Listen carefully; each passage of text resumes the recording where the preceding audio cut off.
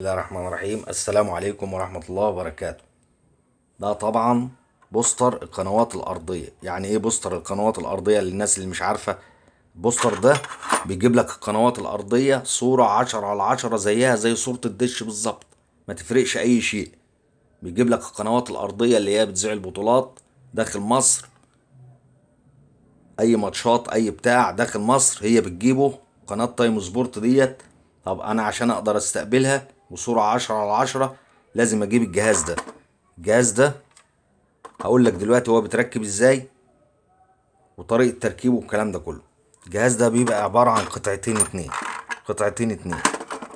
قطعة دي والقطعة دي طبعا بتركب في الكهرباء، والشاشة وتوصل بالشاشة بتاع التلفزيون او الريسيفر البث الارض الرقمي. ودي طبعا بيوصل فيها الاريال وبتبقى موجودة على السطح او البلكونة. طب طريقة توصيلها ايه؟ طبعا بنجيب سلك اللي بنستعمله سلك الدش العادي، سلك دش عادي. اول حاجة معانا هنوصل ده هتركب فيها طرف شعر النحاس، والطرف الشعر هنا، النحاس هنا والشعر هنا، وبتوصل بدي النحاس هنا والشعر هنا. يبقى ديت ودي القطعة دي والقطعة دي واصلة بسلك دش، النحاس هنا فوق والشعر هنا. خلاص تمام. تمام. طيب بالنسبة للقطعة للمدخل ده والمدخل ده، دول بيوصلوا برضو بسلك دش. بتجيب انت سلك دش برضو توصل الطرف النحاس هنا والشعر هنا، ونهايته بتوصل بالقطعة دي اللي هي المدخل الار اف ده. دي اسمها قطعة ار اف، ودي تمنها 5 جنيه. بتوصل هنا، هتوصل سلك طرف الشعر هنا النحاس هنا والشعر هنا، وتوصل نهاية دي في دي.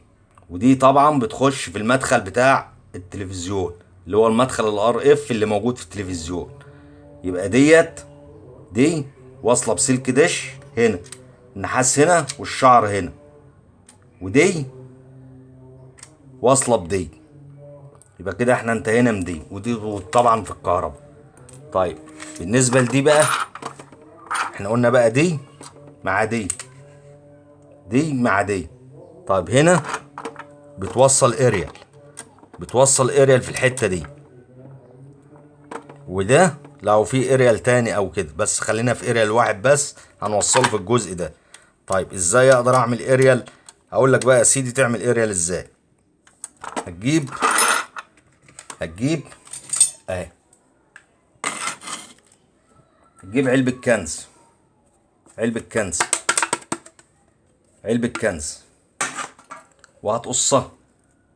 هتجيب الاول خشبة 60 سنتي، خشبة كده مربعة طولها 60 سنتي 70 سنتي،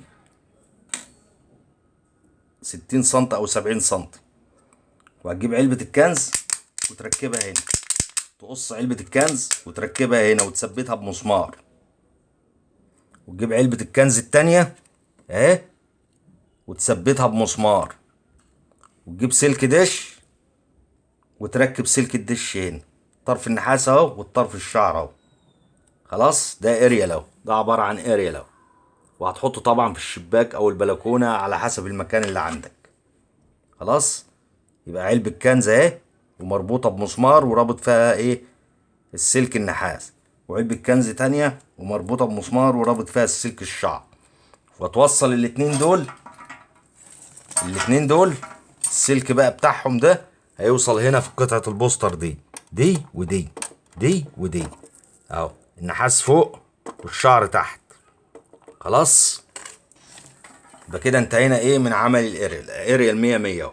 طيب انا لو ما عنديش الجهاز البوستر ده وما فيش امكانيه ان انا اجيبه، اولا الجهاز البوستر ده ثمنه من 200 جنيه ل 250 جنيه وموجود في كل المحلات.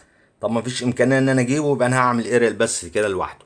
ده اريال لوحده عباره عن ايه خشبه 60 سنتي وايه وعلبه كنز مثبته بمسمار، وعلبه كنز مثبته بمسمار ورابط فيها السلك، واحطها في الشباك او البلكونه. خلاص. ده لو مفيش امكانيه انك انت تجيب بوستر. اتفقنا. طب بقى نروح بقى ايه للتجربه العمليه كده ايه ونشوف الايه الدنيا دي فيها ايه، ونوصل كده ايه ونشوف التوصيلات بتاعتنا. تابعني بعد ما اوصل واوريك القنوات اللي هو جابها وكل حاجة ايه على التجربة. تابع معايا. طبعا انا وصلت توصيلة اهي في المدخل بتاع الار اف بتاع الشاشة اهي راكبة اهي. واجي بقى هنا على الايه، على الاعدادات بتاع الشاشة. هجيب اعدادات الشاشة كده، ادوس من المنيو اعدادات الشاشة اهي، واجيب بقى كلمة ايه البث كده، هنزل على كلمة البث اهي وادوس ايه اوكي. هنزل على كلمة الضبط التلقائي، الضبط التلقائي، وادوس ايه اوكي اهو. دوست اوكي، بيقول لي ابحث والكلام ده كله، بديله اوكي. في عندي بقى ايه بعد ما جاب لي بعد ما دوست على الضبط التلقائي جاب الهوائي ونوع القناة. هنزل كده ايه اسيب كلمة هوائي دي زي ما هي، واجي على كلمة نوع القناة رقمي وتماثلي. لا، التماثلي ده خلاص كان نظام قديم واتلغى، يبقى انا هبحث على البث الرقمي بس. انا كل ده ببحث على البث الرقمي. طبعا لو شاشتك ما فيهاش البث الرقمي يبقى ما تتعبش نفسك، مش هتجيب القنوات اللي انا بقولك عليها دي، لان القنوات التماثليه دي او التناظري ده نظام واتلغى. انت شاشتك بتدعم البث الارض الرقمي، اعمل اللي احنا بنقول عليه ده. شاشتك ما بتدعمش يبقى انت لازم تجيب بقى ايه رسيفر البث الرقمي، وده موجود في كل الدنيا. خلينا احنا ايه في موضوعنا. انا هبحث بقى ايه على، هدوس كده ابحث على رقمي بس. انا بدوس على كلمة رقمي بس، ببحث رقمي اهو، وبديله ايه مسح اللي هو يعني بحث. هنزل على كلمة بحث كده وادوس. ابتدى هو ايه يبحث معايا اهو كده، هو بيبحث وهينزل. هنشوف القنوات اللي هو ايه نزلها. بحث شغال وهنشوف القنوات اللي هو نزلها.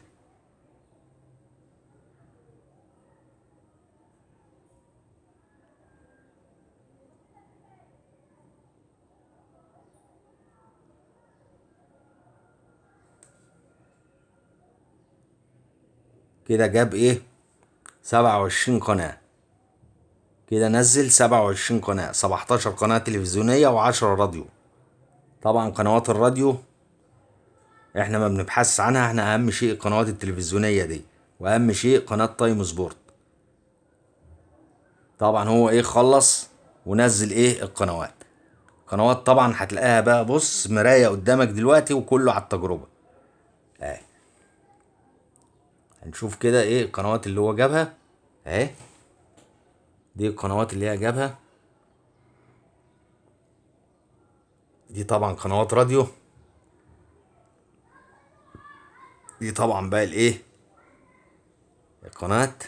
قنوات طبعا جاية 10/10 وجاية صورة مراية زي ما انت شايف كده اهي. لو بصينا كده اهي بص قناة جاية ايه صورة 100 زيها زي الدش بالظبط. ده البث الارضي الرقمي وجمال البث الارضي الرقمي. طبعا اللي يهمنا هي قناة تايم سبورت اللي احنا بنبحث عنها.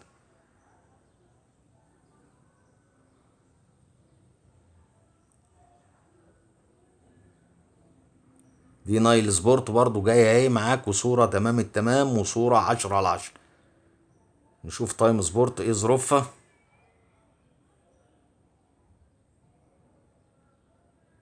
اهي تايم سبورت والصورة جاية اتش دي اهي. بص بص القناة جاية قدامك اهي. شايف انت القناة جاية عاملة ازاي، وصورة اتش دي وتمام التمام اهي. دي طبعا تايم سبورت اللي هي التردد الارضي.